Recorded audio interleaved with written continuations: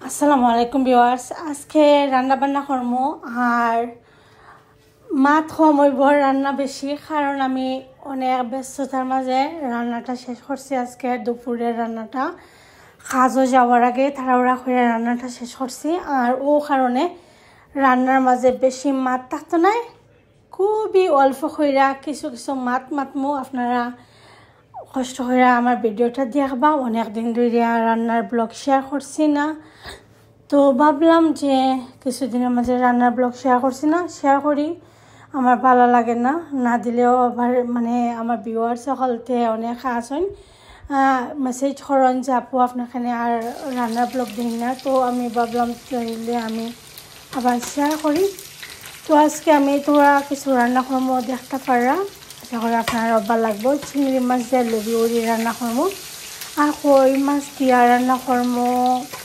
দেশি যে পুঁইশাকের পাতা লাল পুঁইশাকের পাতা একটা আর চিকেন রান্না করবো তো দেখতে তাহলে ভিউয়ার্স আশা করি আপনারা কাছে অনেক অনেক ভালো লাগবে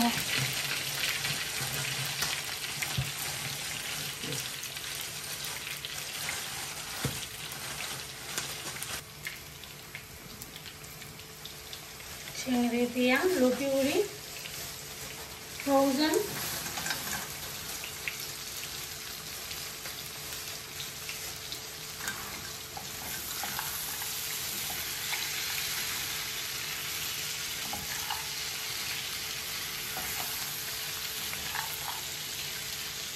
এগুলার একদম দইয়া কাটপিটটা আমি রাখি দিয়েছিলাম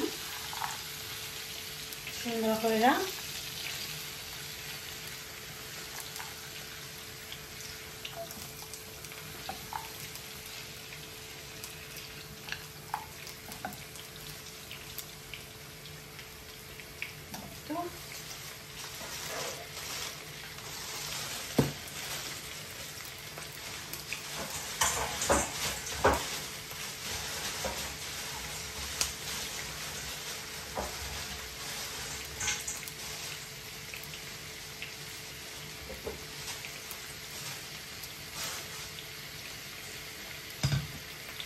কই মাছ দিয়া এখানে রান্না করলাম লাল পুঁইশাক একদম দেশি যে পুঁইশাকের পাতা তো আমি সবটা ফ্রোজেন করে আমি রাখি ফ্রিজও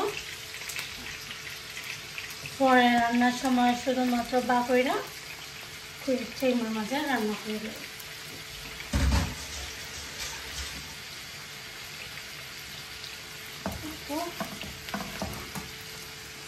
কই মাছটা ফ্রাই কইরা তারপরে আমি পুঁইশাকটা রান্না করলাম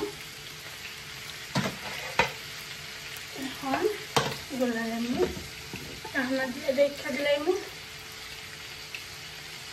আজকে ফুল রেসিপি শেয়ার করছি না বিকজ খুব তাড়াহুড়ো অনেক তাড়াহুড়ার মাঝে রান্না করলাম ঢাকনা দিয়ে রেখে দিই আস্তে আস্তে এটা থেকে পানি বাড়িব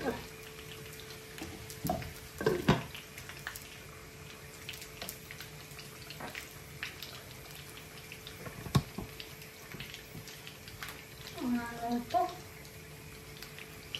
ওই মাছগুলা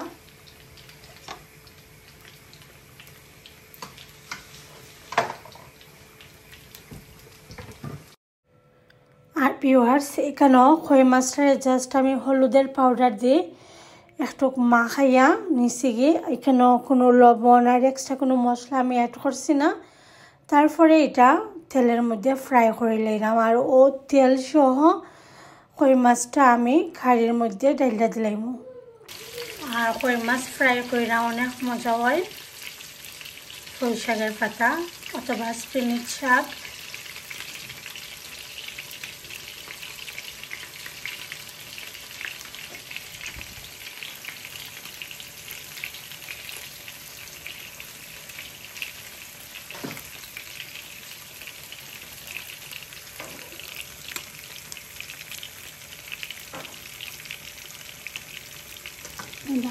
দেখতে দিলাম চিকেন রান্না করলাম আর তো ভিউয়ার্স দেখতে পারা এদিকে আমি চিকেনের লাগে যে পেঁয়াজটা বসালাম এখন মশলা লাগে রেডি হয়ে গেছে এখন মশলা দিলাম আমি হাফ টিস্পুন দিয়েছি হলুদের পাউডার 1 teaspoon দিলাম আমি ধনিয়া পাউডার, 1.5 teaspoon দিলাম আমি মরিচের পাউডার, তারপরে 1 teaspoon mix powder, mix curry powder যেটা মাইল্ড ওয়ান আমি ইউজ করি।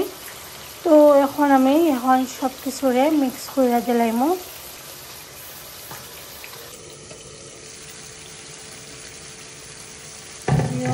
পুঁইশাকের সাথে একদম সফট ভিউয়ার্স, এখন আমি খাইতে রাখা কাঁচামরিচগুলো দিলাম মাছের কারি আর চিংড়ি দিয়া যে লুপুরে রান্না করছি এটার মধ্যেও কাঁচামরিচ দিলাম দিয়া একটু মিক্স করে দিলাম। এখন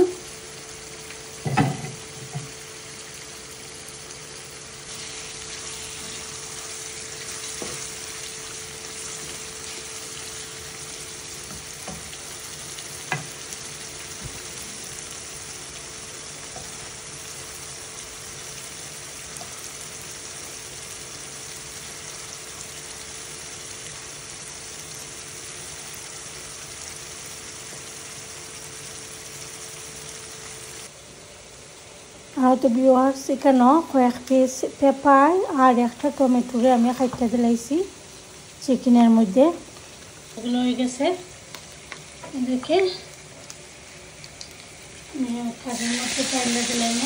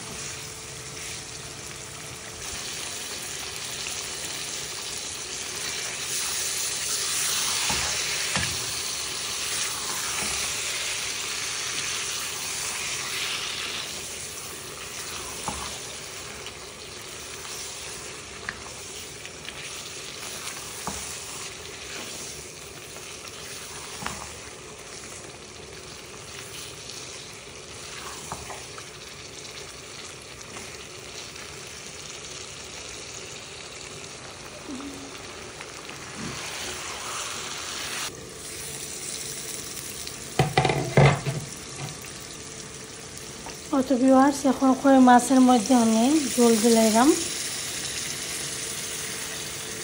মাছটা যেহেতু ফ্রাই করা আছিল তো বেশি আমি রান্না করা লাগতো না।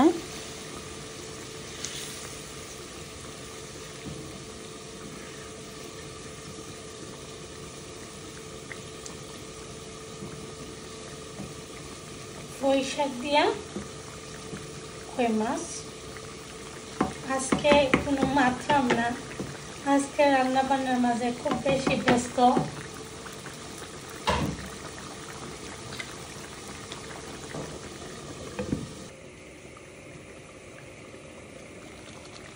তো ভিউয়ার্স এখন চিকেনের মধ্যে আলু দিলাম। তো আমি কয়েক পিস আলু দিলাম এখানে। এখন পর্যন্ত কিন্তু আমি চিকেনে কোনো জল দিছি না, চিকেন থেকে যে পানিটা বার হয়েছে ওর পানি দিয়েই কিন্তু 40% কুক হইব আলু।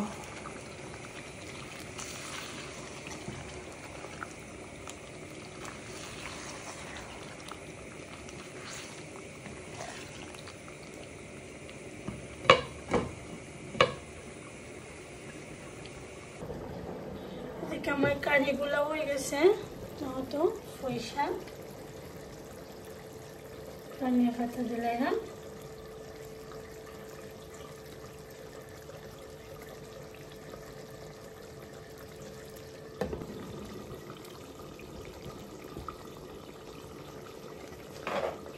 একদম হয়ে গেছে সুন্দর মতো, কিন্তু লবিউরিটা এত শক্ত জানি না। হ্যাঁ, আটক জল দিছি, দেখি কত সময় সিদ্ধ করা যায়। তারপরে ধনিয়া পাতা দিয়া রাখতে দিলাম। তোমার কারিগুলো আলহামদুলিল্লাহ মোটামুটি হয়ে গেছে, সেখানেও খালি একটু জল দিব।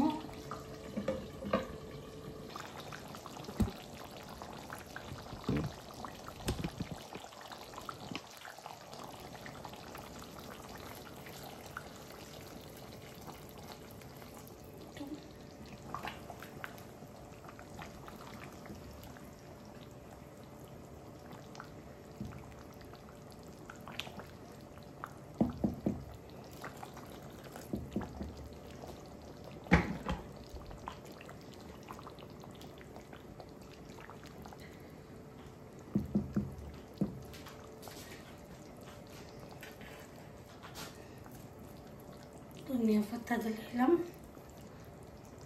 অল্প করে।